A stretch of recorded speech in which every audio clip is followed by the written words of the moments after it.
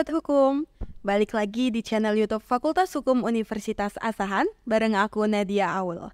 Nah, di bincang-bincang santai kali ini pas banget nih momennya menuju Lebaran, di mana ini pasti ditunggu-tunggu sama setiap orang baik dari yang kecil sampai yang udah dewasa. Apalagi kalau bukan membahas mengenai THR. Nah, berhubung kita bakalan bahas mengenai THR nih, kali ini aku bakalan bahas mengenai THR bersama orang yang khusus ada di bidangnya, yaitu beliau adalah dosen di Fakultas Hukum Universitas Asahan. Beliau juga sempat menjabat menjadi hakim ad hoc di Pengadilan Hubungan Industrial pada tahun 2010 sampai 2021. Kita langsung perkenalkan aja ya, beliau adalah Bapak Dr. Mangaraja SHMH. Halo Pak, gimana kabarnya Pak hari ini? Alhamdulillah baik. Alhamdulillah baik ya. Apalagi masih puasa ini kita kan Pak, suasana puasa ini. Ya, insyaallah.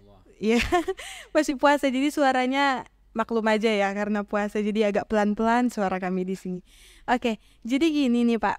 Kita nih bahas THR tuh hal yang udah kayak mana ya? Memang biasa nih anak-anak ataupun orang-orang pasti kalau udah namanya Lebaran identik ya Pak sama THR. Tapi sebelum jauh-jauh ke THR nih Pak, Bapak persiapannya apa nih Pak sebelum Lebaran? Udah ada beli baju baru ini Pak pasti ya? Ya, jadi kalau THR ini kan memang sudah jadi tradisi ya, jadi budaya terkhusus bagi kita warga negara Indonesia. Memang inilah momen-momen yang sangat ditunggu-tunggu. Jadi tidak hanya bagi kalangan tadi Anak kecil ya sampai dewasa. dari anak-anak yang paling kecil sampai juga dewasa, ya secara general memang itu harapannya yang ditunggu-tunggu untuk menghadapi hari raya keagamaan seperti itu. Jadi tentulah bahwa ini sangat spesial berkaitan dengan pembicaraan masalah THR bagi semua kalangan yang ada di masyarakat seperti itu. Jadi bagi siapa yang nunggu-nunggu nih kok THR-nya belum cair ya, atau mungkin ini Lebaran kok kue belum ada, baju Lebaran belum ada, THR belum cair, jangan lupa ya tonton di sini tepatnya di channel YouTube Fakultas Hukum Universitas Asahan. Jangan lupa di like, komen, dan subscribe karena bakalan banyak pembahasan menarik lainnya yang bakalan dibahas di sini dan membuka cakrawala pemikiran para sobat hukum di rumah tentunya. Oke Pak, ngobrolin tentang THR nih. Tadi yang nunggu-nunggu tuh kan dari anak kecil sampai dewasa gitu. Itu kan ada penggolongan-penggolongan sendiri ya ini Pak. Jadi spesifik untuk THR ini biasa itu diberikan kepada para pekerja terlebih dahulu nih. Pekerja yang akan melaksanakan atau akan Hari Raya Idul Fitri nih, Hari Raya keagamaan gitu biasanya dibagikan THR kepada para pekerja. Tapi sepertinya bahasa pekerja tuh masih rancu ya Pak, karena ada yang menyebutkan pekerja, buruh, ASN, dan sebagainya. Jadi mau tanya-tanya sedikit nih Pak, sebenarnya definisi pekerja menurut Undang-Undang Ketenagakerjaan itu apa Pak? Dan bedanya dia dengan buruh serta ASN? Iya, jadi berkaitan dengan fenomena ya, saya katakan fenomena ini karena merupakan tradisi kita di Indonesia ini berkaitan dengan tunjangan hari raya namanya ya. Tunjangan hari raya bagi khususnya pekerja, buruh, dan juga elemen masyarakat lainnya ini sudah sangat familiar seperti itu. Nah pertanyaannya, apakah pelaksanaan pembayaran THR ini khususnya bagi kalangan pekerja buruh itu ada norma yang mengatur? Tentu itu pertanyaan pertama ya. Jadi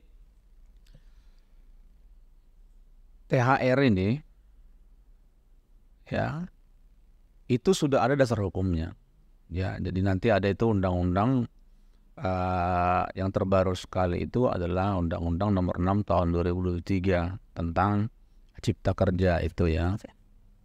Lalu di sana juga ada undang-undang yang berkaitan dengan pelaksanaan teknisnya itu di PP 36 tahun 2021. Ya. Dan ada nanti boleh dicari referensinya itu di Peraturan Menteri Tenaga Kerja Nomor 6 tahun 2016. Jadi secara teknis di sana diatur bagaimana cara-cara pembayaran hak pekerja buruh itu, dan siapa saja yang berhak menerima, bagaimana cara pembayarannya, itu secara teknis sudah diuraikan secara jelas dalam norma-norma tersebut. Dan terakhir untuk tahun 2024 ini sudah ada juga edaran yang dibuat oleh Kementerian Ketenagakerjaan untuk pelaksanaan tersebut. Nah, jadi dalam edaran ini juga dibuka kesempatan bagi siapa saja yang memang nyata-nyata ada perusahaan yang tidak membayarkan THR kepada pekerja buruhnya itu berupa call center. Jadi boleh berkomunikasi, melaporkan manakala ada perusahaan-perusahaan yang memang tidak melaksanakan itu. Dan juga perintah dari surat edaran dari Menteri Tenaga Kerja itu kepada gubernur dan juga kepada bupati, wali kota, serta instansi teknis. Jadi memang diperintahkan itu supaya dibuat posko pengaduan THR. Ada poskonya. Untuk meminimalisir terjadinya suatu misalnya tindakan-tindakan yang tidak baik ya dari pihak perusahaan, misalnya secara sepihak mengabaikan hak pekerja buruh tersebut. Nah, kembali tadi kepada masalah terminologi ya. Jadi kalau apakah pekerja buruh itu sama? Ya, bahwa dalam hukum positif kita tidak membedakan terminologinya itu. Pekerja buruh itu adalah orang yang bekerja dengan menerima upah dan imbalan dalam bentuk lain. Ya. Artinya siapa saja pun yang melaksanakan suatu hubungan kerja, sekalipun dia wujudnya itu adalah secara perseorangan, bisa juga badan hukum, itu ketika udah ada unsur perintah, ada pekerjaan, ada upah, maka dia sudah terikat dengan bagaimana pelaksanaan syarat-syarat norma-norma ketenagakerjaan itu. Nah, jadi itu yang harus diingat, bahwa dari terminologinya itu tadi, bahwa dia tidak disebut bekerja kepada pengusaha, tapi disebut dia bekerja dengan menerima upah atau imbal dalam bentuk lain. Lalu kemudian diterangkan dalam terminologi berikutnya siapa itu pengusaha.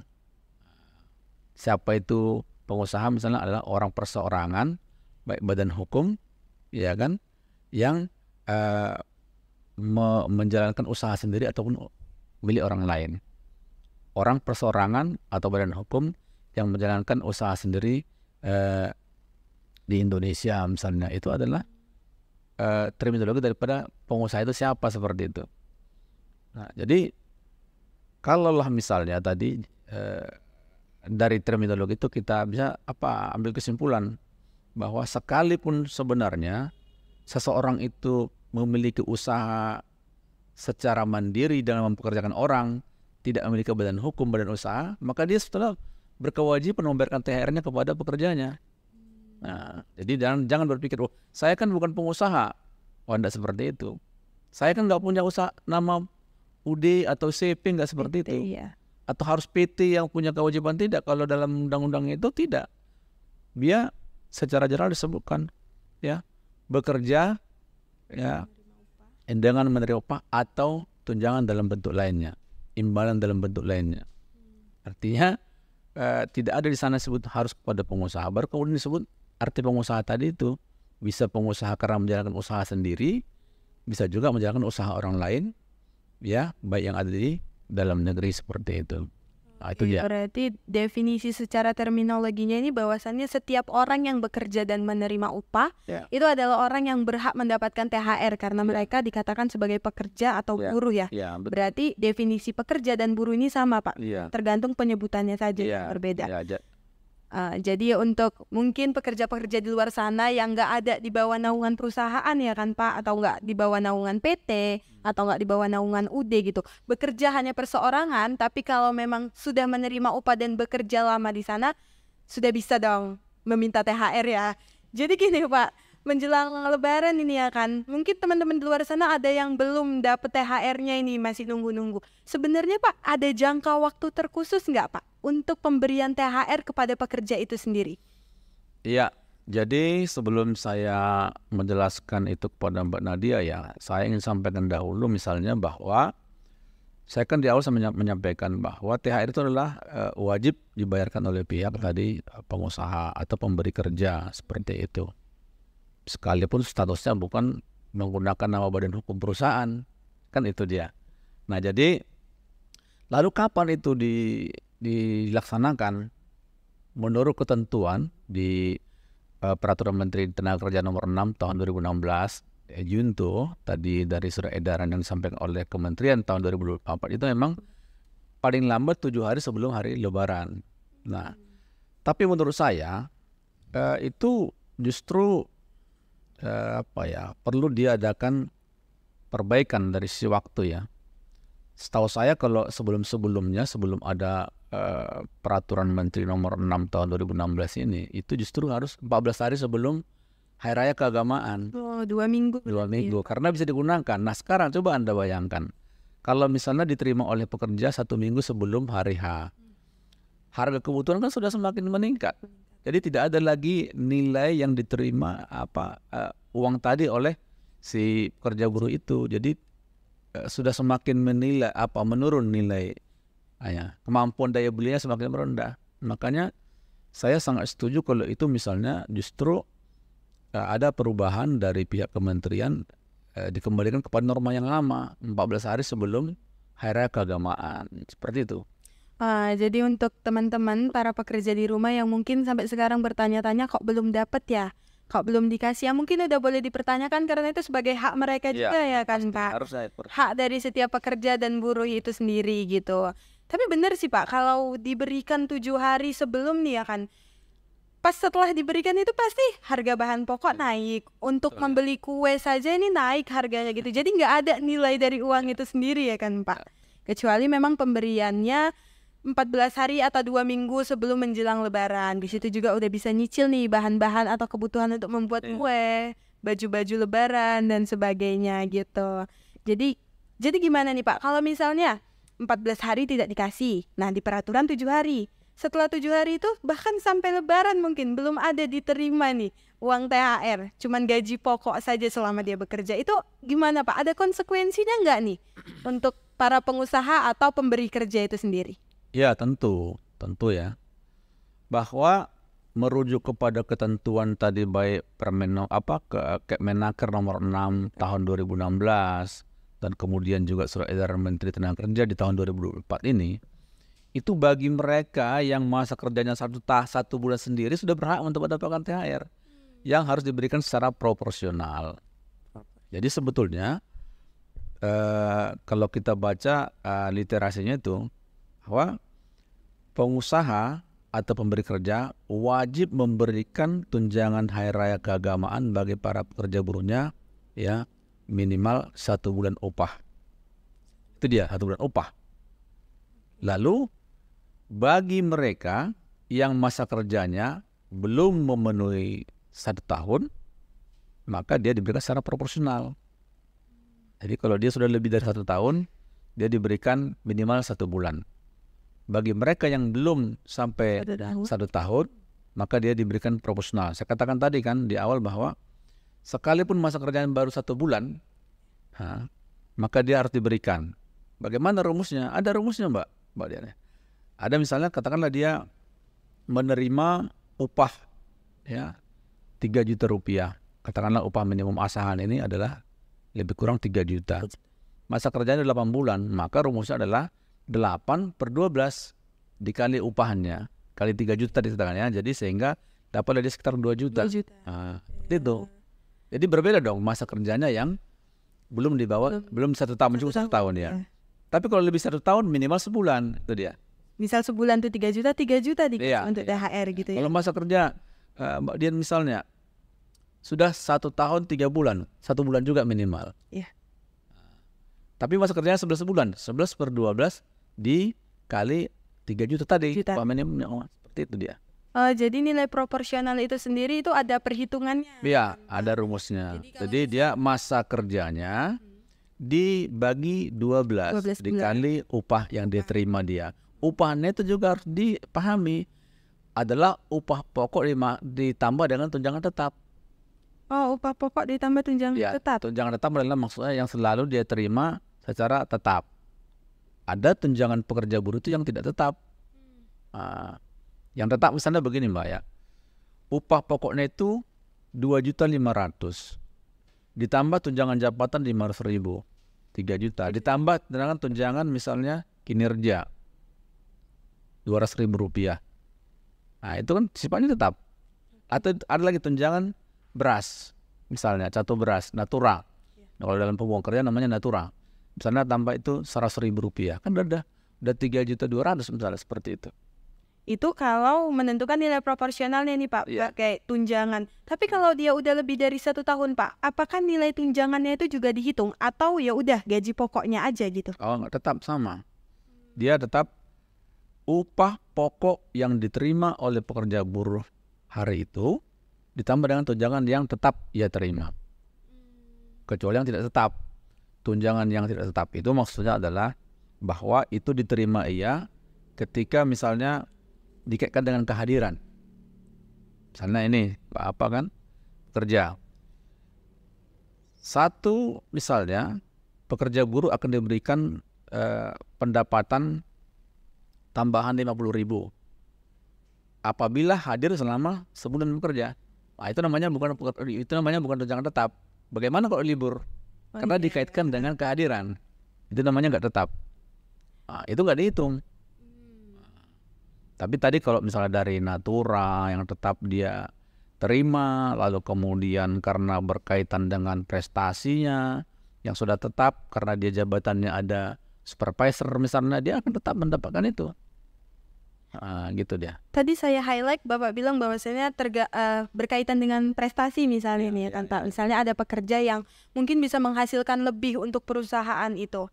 Tapi misalnya nih dia menghasilkan hanya dalam waktu 2 bulan. 2 bulan itu memang prestasi dia lagi meningkat. Itu apa bisa masuk juga ke dalam kalkulasi perhitungan untuk bonus proporsionalnya itu Pak?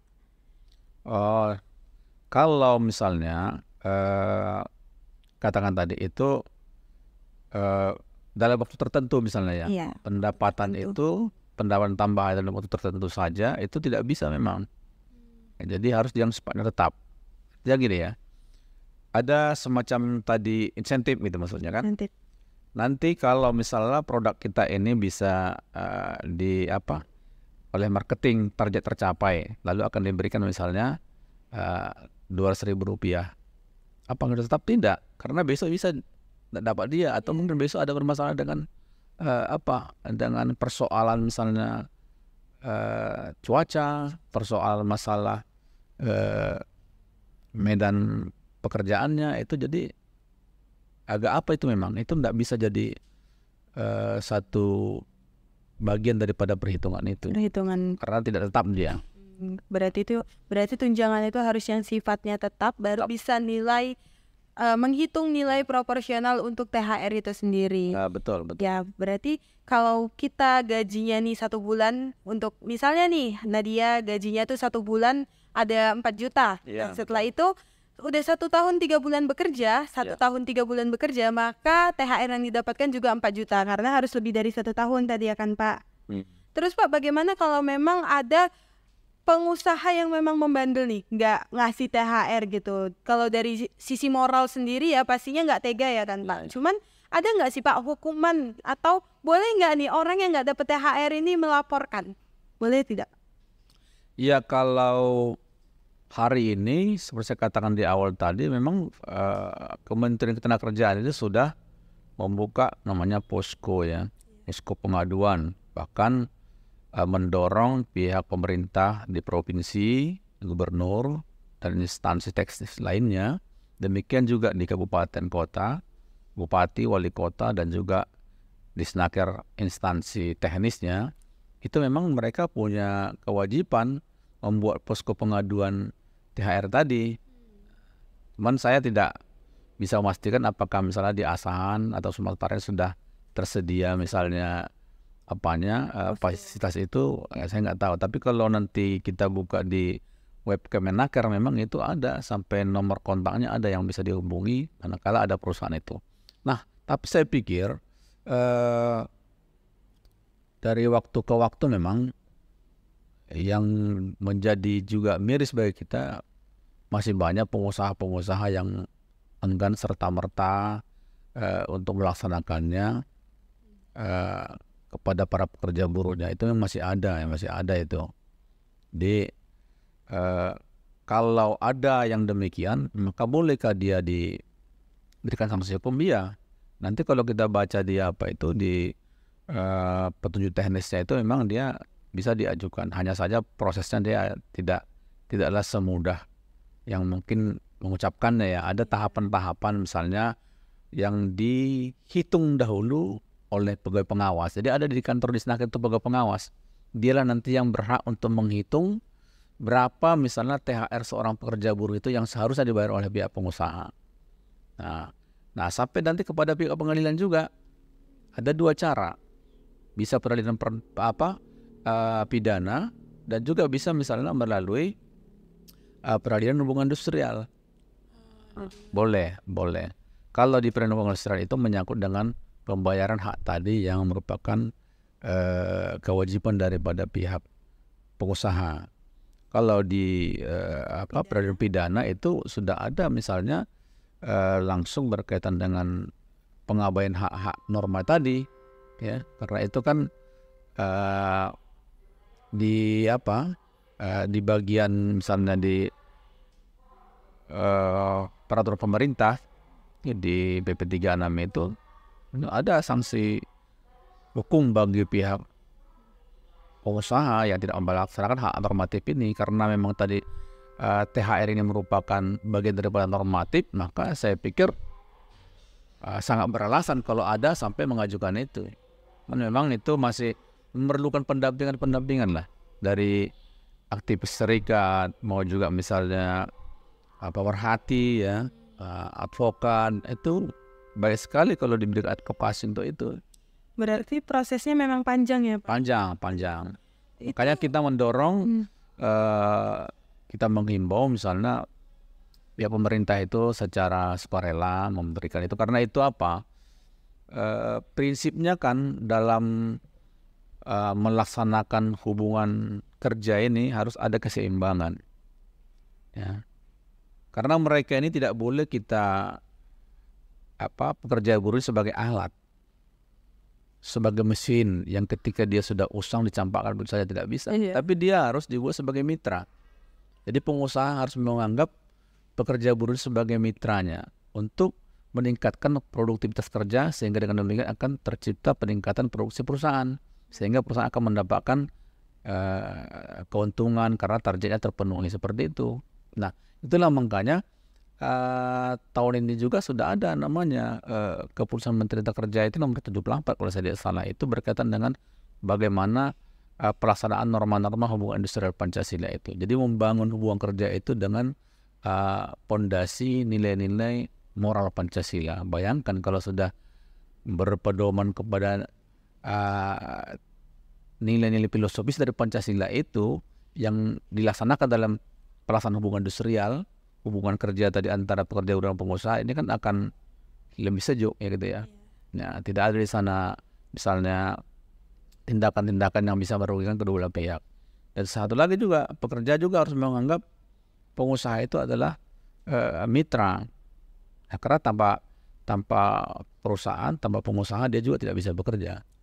Pengusaha juga demikian, tanpa ada pekerja tidak bisa akan menjalankan usahanya. Jadi harus ada keseimbangan sebetulnya. Itu dia kira-kira. Jadi tadi kan ada dua tahapan ini Bapak. Tadi di highlight itu bahwasannya ada peradilan hubungan industrial dan peradilan pidana. Salah satu konsekuensi dari peradilan pidana tadi adalah pencabutan hak-hak ya Pak? Bisa. Terus ada nggak Pak konsekuensi lain? Pasti beda ya Pak konsekuensi dari peradilan hubungan industrial dan peradilan pidana sendiri. Biasanya kalau itu sampai ke peradilan pidana memang ya harus fokusnya ke pidana dulu, jangan sekali dua. Jadi kalau misalnya dia diajukan ke peradilan hubungan industrial, pihak nanti penyidik kepolisian tidak akan mau menerima itu sebelum ada putusan dari pengadilan hubungan industrial. Seperti itu.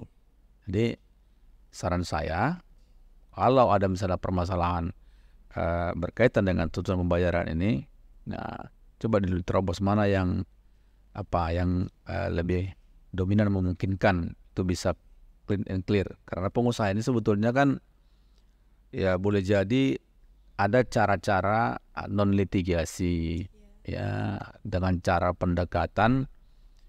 Kalau dalam hubungan industrial namanya itu perundingan bipartit.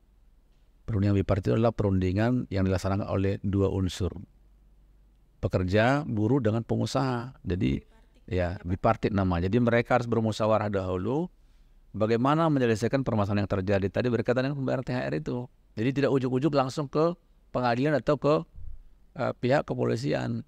Jadi sebetulnya kalau tadi pedoman itu dilaksanakan para pihak ini enak gitu, ndak ada persoalan gitu.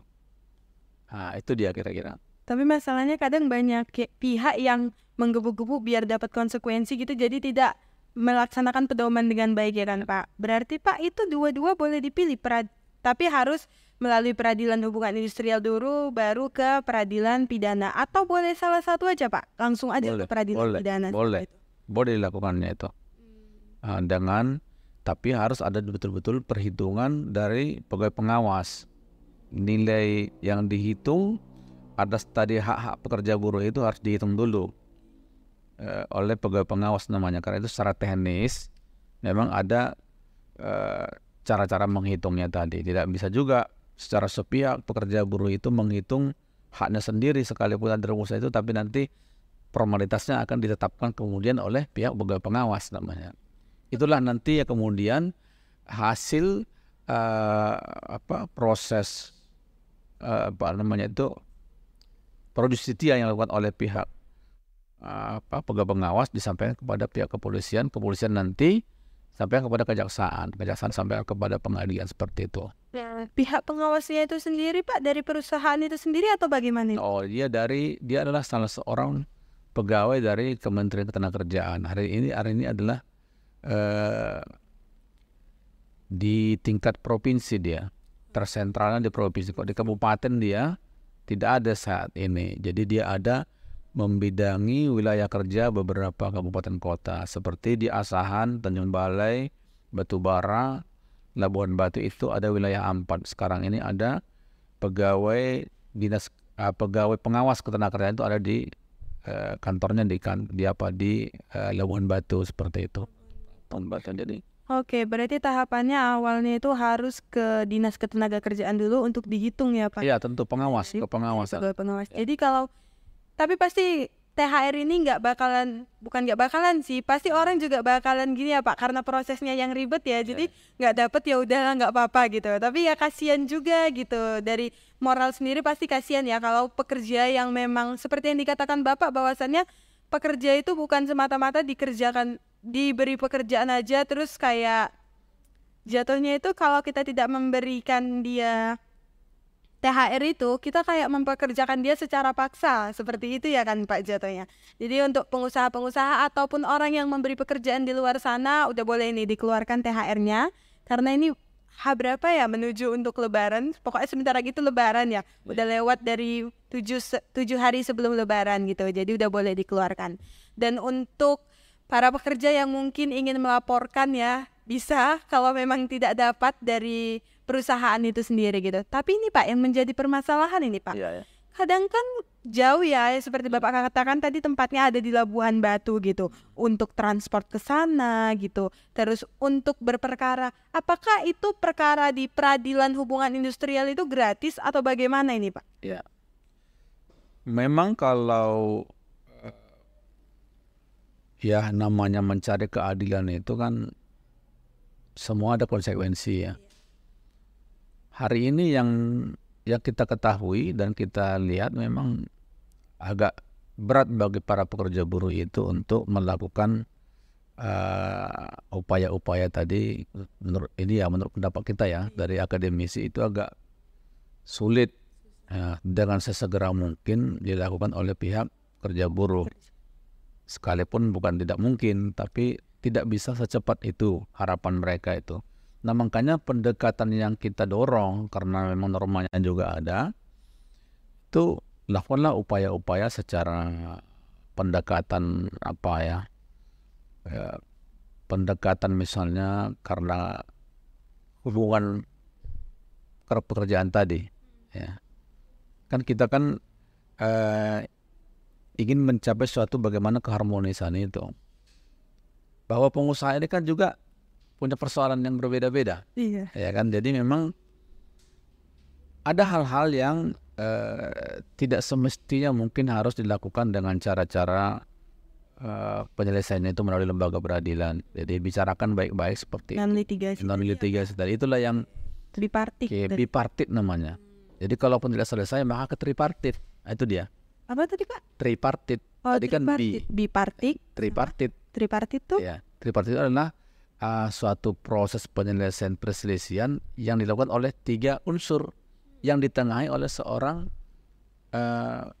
mediator dari kantor kerjaan. Akhirnya begitu. Itu sebetulnya upaya-upaya yang diatur sedemikian rupa menurut saya baik. Yang penting ada etikat tadi dari para pihak itu. Tadi kan mediator tuh Pak, itu masih dalam ranah non-litigasi atau sudah litigasi Pak? Non-litigasi. Itu juga masih non-litigasi. Iya, ada mediasi itu yang litigasi sama non-litigasi. Tapi kalau dari ketenagakerjaan tadi, dinas ketenagakerjaan, berarti mediatornya itu masih secara non-litigasi. Masih non-litigasi. Berarti ada 2 cara non-litigasi sebelum melaporkan, yaitu bipartik, musyawarah antara pekerja dan usaha. Baru tripartik, yaitu melalui 3 unsur, dan yang sebagai penengah itu adalah mediator dari kantor dinas ketenagakerjaan itu sendiri. Jadi untuk teman-teman di sana jangan langsung buru-buru ini, misalnya mikir ya nggak dapat gitu, bisa mungkin langsung laporin atau mungkin bisa melalui cara bipartik dulu ya, non litigasi sebelum kalian ke pengadilan. Bisa non litigasi dulu, tolong dibicarain mungkin ya kepada pengusahanya, kenapa nih bisa nggak dapat, atau mungkin ada problem apa nih sama pengusaha itu sendiri ya kan Pak, karena pengusaha ini kan kita nggak tahu ya, beda-beda gitu. Mungkin ada problemnya sendiri yang dia nggak mau nih pekerjanya tahu. Berarti Pak, ngomong-ngomong lagi tentang THR atau upah itu tadi, apakah menurut Bapak ini sebenarnya sifatnya sama nggak sih Pak kayak pajak? Pajak itu kan sifatnya ya sama ya, wajib membayarkan. Nah tadi kan Bapak katakan bahwasannya THR ini wajib gitu.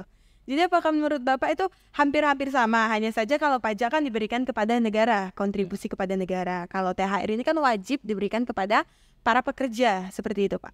Ya karena memang secara normatif sudah diatur kan, maka saya katakan tadi dia menjadi wajib. Dan kemudian itu kan merupakan kebiasaan yang terus-menerus, udah membudaya. Maka itu adalah kewajiban bagi pengusaha. Saya pikir pengusaha sudah pada tahu semua itu. Nanti pada saat menjelang Hari Raya Keagamaan akan diberikan. Dan ingat bahwa yang menerima THR ini bukanlah hanya orang-orang yang beragama Islam misalnya itu, tapi juga semua karyawan yang berlatar belakang misalnya agama Nasrani atau juga Hindu, Buddha tetap dapat. Hanya saja pembayarannya itu dilakukan umumnya adalah pada saat Hari Raya Idul Fitri. Menjelang Idul Fitri. Jadi ini dilakukan supaya tidak menjadi ribet bagi pengusaha, sehingga biasa dilakukan secara sekaligus dengan penganut agama yang lainnya dari karyawan-karyawan mereka. Tapi semua pekerja buruh dari semua latar belakang agama tadi berhak mendapatkan. Sebetulnya di dalam Peraturan Menteri Tenaga Kerja nomor 6 tahun 2016 itu kan diatur tunjangan Hari Raya Keagamaan, bukan disebut tunjangan Hari Raya, tunjangan Hari Raya Keagamaan. Jadi bagi siapa saja menjelang Hari Raya Keagamaannya wajib diberikan. Nah itu dia. Tapi dalam praktek, supaya saya paham itu, dan menurut saya itu adalah hal yang wajar ya, pengusaha membayarkan itu pada saat menjelang Hari Raya Keagamaan di Idul Fitri. Tapi apakah misalnya kalau pengusaha membayarkan di Hari Raya Natal? Ya bisa, nggak masalah. Natal misalnya diserahkan bagi Nasrani, tidak ada kewajiban pengusaha harus membayar itu pada saat Idul Fitri untuk yang Nasrani. Tapi hanya lebih mempermudah. Ya, mempermudah secara administrasi mereka, sekaligus tidak repot dia membayar. Iya, karena kan biasa nih, apalagi Indonesia tuh ya, dengan mayoritasnya pasti orang yang beragama Muslim gitu.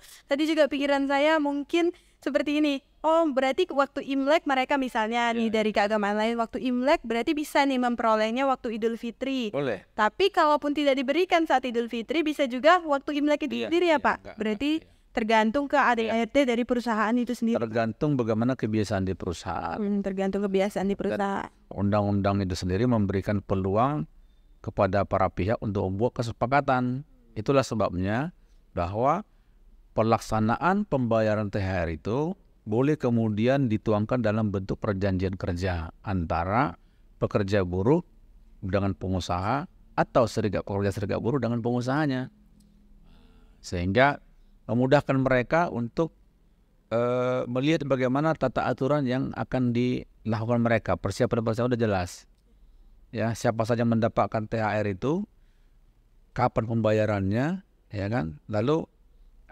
bagaimana cara pembayarannya, itu sudah diatur dalam perjanjian tadi. Itu sebetulnya banyak perusahaan juga sudah melakukan itu, terutama perusahaan-perusahaan yang sudah mempekerjakan banyak pekerja seperti PT Inalum, PT BSP. Saya pikir mereka sudah menggunakan sistem itu.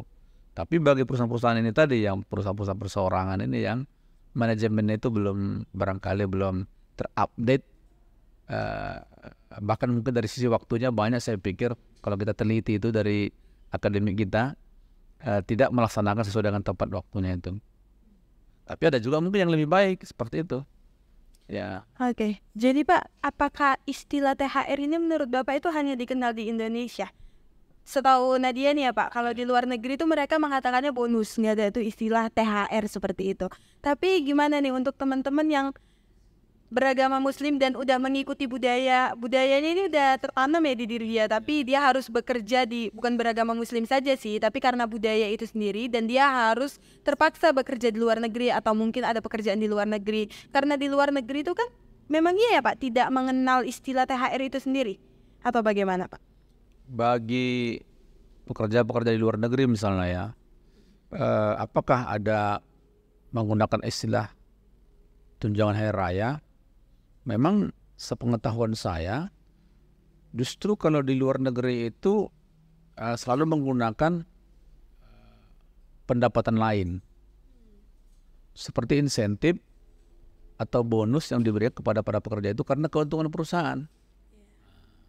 Justru besarannya lebih tinggi gitu.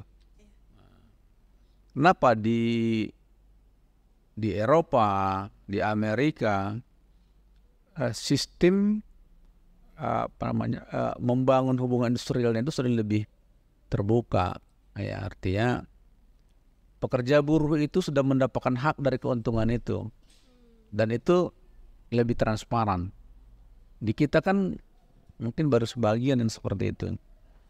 Justru masih ada di tempat kita ini, ketika buruh mau demo, mau kerja, baru sibuk pengusahanya memberikan itu. Artinya masih banyak lah pengusaha, saya pikir, yang harus memberikan kesadarannya bahwa tadi memang karena secara sosial budaya kita tadi, THR itu sudah merupakan apa ya, kultur budaya udah budaya yang dari dulu yang gitu diberikan, sehingga saya katakan tadi tidak bisa dibantah. Itu merupakan hak para pekerja buruh itu yang harus diberikan tepat pada waktunya gitu. Dan ingat bahwa untuk membangun hubungan industrial yang harmonis, dinamis, dan berkeadilan itu, maka harus ada upaya-upaya dari para pihak untuk selalu mengedepankan hubungan kerja itu secara demokratis, secara damai, supaya saling menguntungkan. Itu harapannya seperti itu. Jadi itu harapannya ya, walaupun di luar negeri mungkin nggak ada nih istilah THR, walaupun kultur kita sendiri udah mengenal THR, tapi kalau kita terpaksa atau memang sedang bekerja di luar negeri, mungkin sudah menerima bonus-bonus apabila perusahaannya keadaannya bagus gitu ya, ataupun keuangan di perusahaannya bagus, pasti para pekerjanya juga mendapatkan bonus. Oke. Jadi untuk teman-teman di luar sana, atau Bapak nih, sampaiin dong sekilas kata atau sedikit kata, karena mau menjelang lebaran ya Pak, untuk sobat hukum di rumah nih yang lagi nonton, boleh dong Pak sedikit kata-katanya untuk sobat hukum di rumah. Ya, baik, kepada rekan-rekan para pekerja buruh dimanapun berada, ya, kita mendorong bahwa dalam pelaksanaan pembayaran hak-hak para pekerja berkaitan dengan THR ini, ya, lakukanlah dengan cara-cara damai, dengan pihak manajemen. Dan tentunya juga kepada pihak manajemen kita mendorong jangan sampai ada bentuk kebijakan lain dari pekerja baru kemudian diberikan THR-nya. Jadi sebelum ada upaya-upaya itu, maka segerakanlah pembayaran THR itu sesuai dengan ketentuan yang berlaku. Ya, lebih cepat lebih baik. Seperti itu. Lebih cepat juga dapat baju lebaran ya.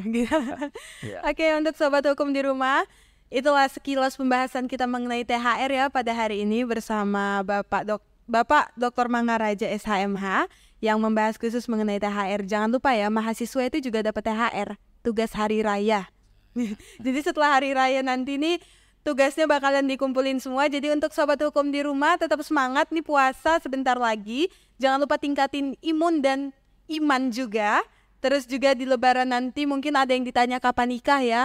Ya nggak apa-apa juga, semoga segera menikah ataupun tugas-tugasnya selesai juga nanti gitu. Jadi untuk sobat hukum di rumah jangan lupa like, comment, and subscribe video di channel YouTube Fakultas Hukum Universitas Asahan. Aku Nadia Aul pamit undur diri. Assalamualaikum warahmatullahi wabarakatuh.